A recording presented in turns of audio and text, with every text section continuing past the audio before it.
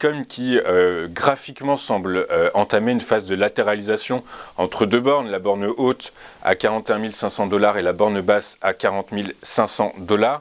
Le Bitcoin, donc dans l'actualité qu'on a vue précédemment, la Fed a relevé ses taux directeurs. Le Bitcoin n'a pas forcément beaucoup réagi face à cette montée des taux, qu'elles soient des taux courts comme ceux des taux directeurs ou des taux longs US, les taux longs qui depuis la semaine dernière naviguent au-dessus des 2%.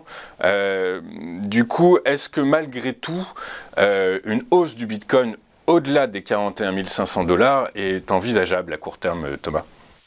Alors à court terme, on se rapproche. D'ailleurs, en ce moment, on est à 40 600 $, presque 700. Donc on est vraiment en train de... On a une dynamique assez intéressante parce que, pour rappel, on a eu une forte baisse. Généralement, ce qu'il faut rappeler aussi, c'est que les mouvements du Bitcoin permettent d'anticiper, c'est une généralité évidemment, mais permettent souvent d'anticiper les mouvements à venir sur action. Et ce dont on s'aperçoit, c'est que on a effectivement un possible rebond du Bitcoin qui est en train de se dessiner. Ça reste très fragile puisqu'on s'est posé sur un canal oblique que j'ai dessiné depuis un moment. On s'est posé donc sur le niveau des 37-38 000. Hein. Donc ça, c'est un niveau important puisque c'était aussi un des niveaux de support de janvier. On est revenu dessus. Mais on a la temporalité qui est en faveur du rebond. Hein. Il faut rappeler que l'écart entre le sommet de mars 2021 et le sommet de novembre 2021, donc les deux grands sommets du Bitcoin, il y avait une période de 245 jours. Et quand on fait le plus bas entre juillet 2021 et on reporte de 245 jours, eh bien on retombe sur la semaine actuelle. Donc la temporalité est plutôt en faveur du Bitcoin en ce moment. De même que le contexte, hein, c'est-à-dire que on sent que les actions tendent plutôt à se stabiliser. Si le Bitcoin effectivement repart à la hausse, ça voudrait dire qu'on a une sensibilité au risque qui diminue et donc ce serait beaucoup plus propice. Donc l'objectif à court terme, si on part vraiment à la hausse, ce qui semble pour l'instant plutôt être le cas, serait plutôt le niveau des 42 000, 43 000 $.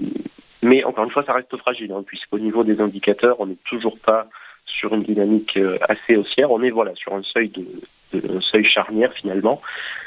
Si on viendrait à toucher à la baisse, on aurait d'abord le seuil des 34 000 $ qui serait un seuil assez important, ce que j'appelle aussi une zone neutre, hein, c'est-à-dire que statistiquement le Bitcoin a tellement surperformé à long terme que sa zone moyenne, en fait sur la moyenne mobile à 100 jours, à 100 semaines, c'est la zone des 34 000 $. Et en dessous, ça serait 29 000 $. Là, on aurait des perspectives beaucoup plus dégradées, mais pour l'instant, on a une sorte de rebond qui pourrait s'annoncer à confirmer justement par rapport au taux. Et si une fois de plus le Bitcoin venait à monter, je pense que ce serait plutôt optimiste pour les indices en général. Ok, merci Thomas. J'ai une toute dernière question quand même sur le Bitcoin. Vous êtes spécialiste des crypto-monnaies, vous avez écrit un livre qui va en ce sens-là, on vous a reçu sur ce plateau avec le co-auteur. Pendant votre interview, vous nous expliquiez que la valorisation selon vous du Bitcoin se situait entre 33 et 35 000 $. Du coup, vous nous dites que le premier support est à 34 000 $. Est-ce que finalement, la probabilité que le Bitcoin aujourd'hui à court terme retourne vers les 34 000 $, puisqu'il est en train de se normaliser, finalement le Bitcoin l'environnement est en train d'être légiféré, est-ce que finalement on ne va pas tendre plutôt vers les 34 000 $, Thomas ?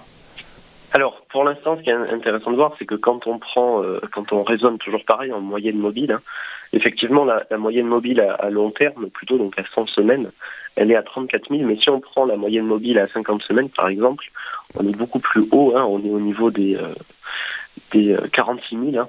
Donc ça montre quoi ? Ça montre que encore aujourd'hui, la dynamique est plutôt haussière à moyen terme.